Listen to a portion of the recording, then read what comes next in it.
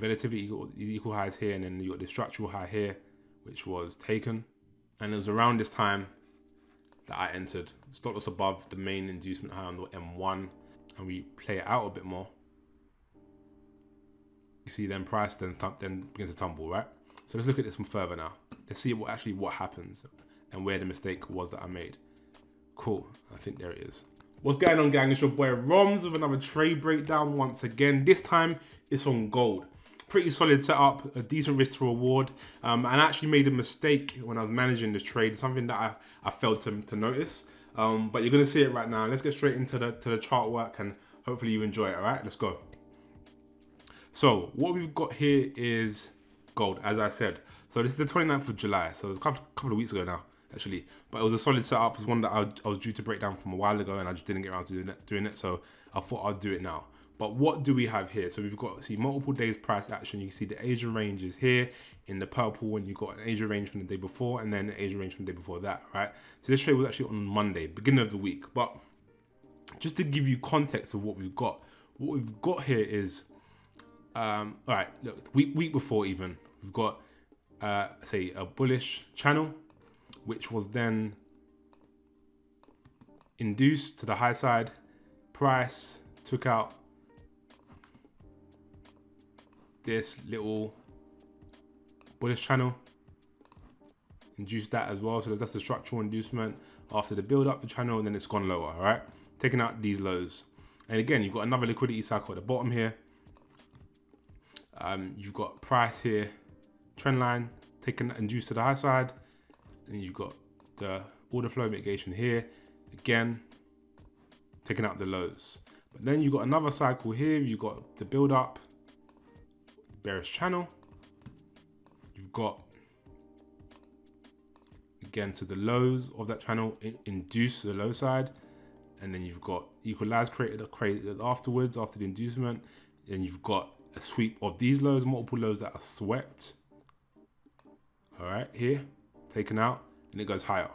All right, and then on this side here is when it starts to get more interesting in regards to where we are currently. So price is currently slightly, it's more bullish, right, on the intraday time frames. However, see overall, if you look at this time frame here, let's go on the 1 hour actually. You can see, we're looking pretty bearish at the moment, aren't we? In the sense that in regards to like the 1 hour or the 50-minute time frame, we're looking pretty bearish. I wasn't really expecting price to just go from here. You can see what happens shortly, but I was expecting more bearish movement, if I'm honest with you. So that's what I was looking for. And then if we go onto the 5-minute again to make things a bit more clear. Oh, trading views bugging out. Hold on 1 second. There we go. So yeah, if we go onto the 15 for a second, so you can see here, this is where we were on the day. So it was New York session. What I saw was this. I saw price had another, let's say miniature, channel that was induced to the high side of it during Asia session in this pink box, right? And then you can see the aggression here. You can see relatively equal highs created, and then boom, aggressive move up, and then you can see this high is respected. So inducement high is respected, right? So then I'm like, okay, so if this is the sweep of liquidity or this is the inducement, then I want to trade away from it. So what was I looking for then? And I was looking at the liquidity that price was creating, and I went on to the 5-minute. If you look at the 5-minute here, for some reason trading view, you see this on left hand side, trading view is bugging out, and I don't know why. So if I can fix this, go to the 3-minute instead, then 5. Wow, it's bugging. Anyway, let me just delete this. I'm not sure what trading view is doing, man. Real strange, but anyway, just make sure it doesn't distract us too much. So this is where price was at the time. It was New York session, there was New York open, and you can see here that there was clear liquidity forming up the top here, right? You can see all these highs that are pretty relatively equal highs, right? Multiple highs here. So I'm looking at this now, and I'm like, okay, cool. So if this is the inducement, then I want to trade away from the inducement, don't I? So I'm looking and I'm seeing that the fact that price has actually just taken this low here, or these equal lows here.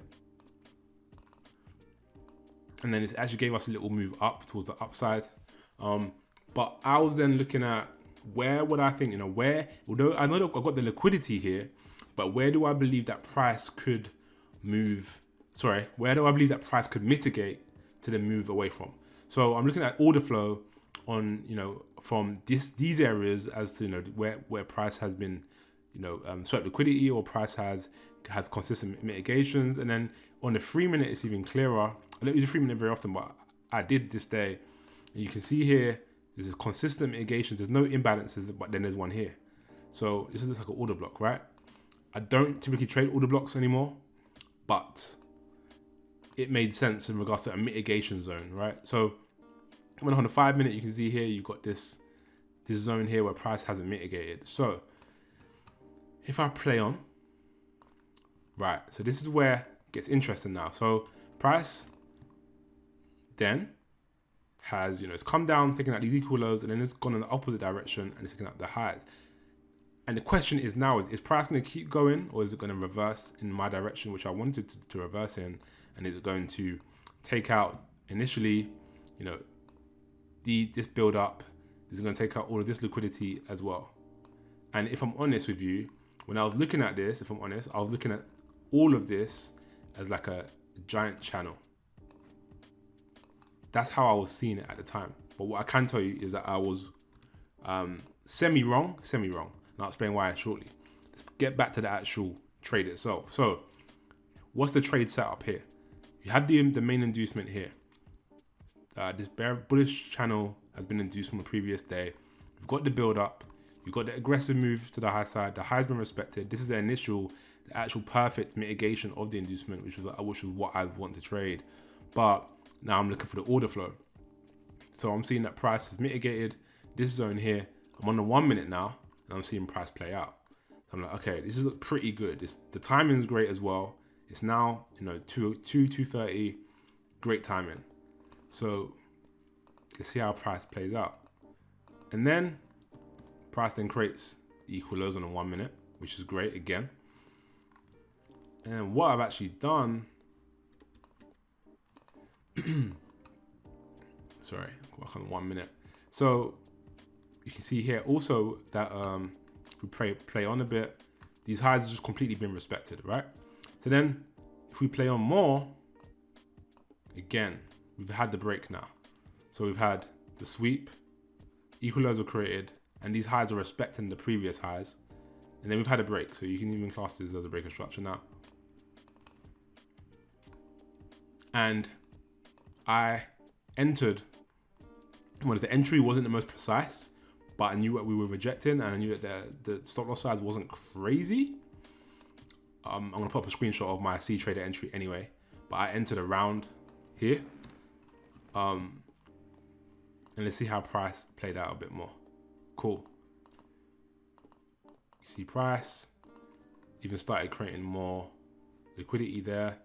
Question is, did it take it? Yes, it did. Okay, perfect.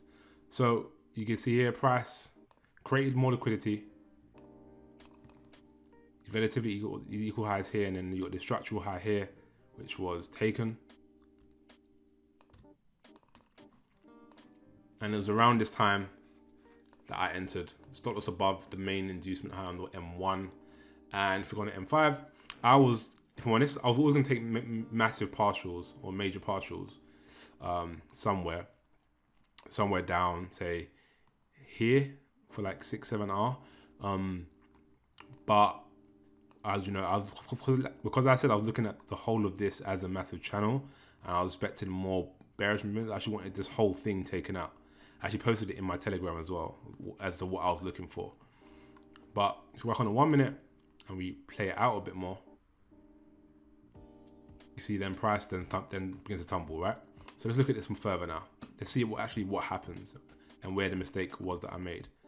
Cool, I think there it is. Cool. So I was here looking at price. You can see here it went to about 8R in total, right? Once it got to, I believe 6R, I took a chunk off. It was at least 50%, if not 80. Typically on those kind of moves, when price moves like that, that's so aggressive. I take at least 50%, if not 80%. I think this move I might have only taken around 50-ish% at the time. And I want to get into that a bit more as to as to you know, again, another mistake that not a mistake, but you know, an improvement I'm going to make in my trade management, which I'll discuss shortly. But what you can see here is that the aggressive move was actually the inducement. So I'm expecting price to come down here and take out all of this liquidity and take everything out. But if you go on that H1 and press play, so you can just see it play out a bit. You can see here, this actually was just an inducement to the low side to go higher. But what I did miss out on, and this is why it's important to do multi-time frame analysis. On the H4, so this is the H4 time frame. Look, can you see this wick? Sorry, this trade, wow, I can't talk today. This candle has taken out this low, right? You see it, I've marked it out. Take this low, and then it's gone higher. And you see how price has respected this H4 candle. It's mitigated it and it's respected it. That's what I missed. And I shouldn't have missed that. I wasn't looking at the high time frame enough, and I missed that. And if you go down to the lower time frames, you can see here how this would have given us a good idea, because look, this is the inducement of this low. See these bearish candles? The inducement of this low, and then you've got price going higher. See, in the high time frame, and so on the H4 again, you can see here, this is all imbalance that needs to be filled, and it gets mitigated. But on the low time frame, on the M5, trading view is moving crazy. On the M5, you can see that there's not much imbalance here, right? And this is why it's important to do multi-time frame analysis. Because if I was sharp enough, I could have seen that rejection on the M5. I could have even gone on to the M1, knowing that it mitigated price. So knowing that it mitigated the H4, and maybe I could have even caught entry at the bottom here, knowing that this was the inducement low, and then just entered based on the rejection and seeing these, this engulfing candle and the rejection, and then aim for the highs, because I would know that price is reversing on the high time frame.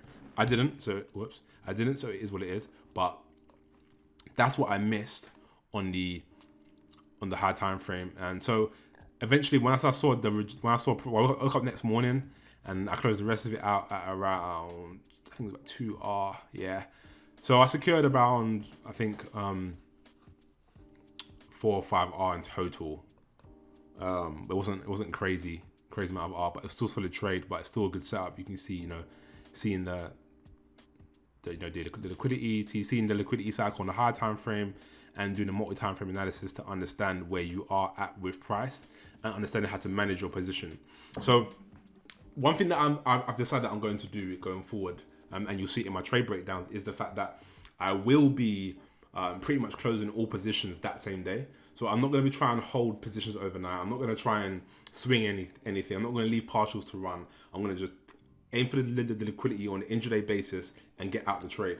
Because I worked out that typically, mathematically, it doesn't always work out best trying to leave runners unless I'm leaving a massive runner. I think over the course of time, I'm more accurate when I just target the liquidity for that day and keep it moving. Keep pushing and keep grinding, all right? And I'm going to do more myself to help you guys. I'll be starting a new thing soon, and you'll still see what it is. But hit the link in the bio, drop your name on the wait list, and we will keep it moving from there. But I hope you enjoyed that breakdown. Hope you learned something from it, and happy trading. But God bless, and we will speak soon.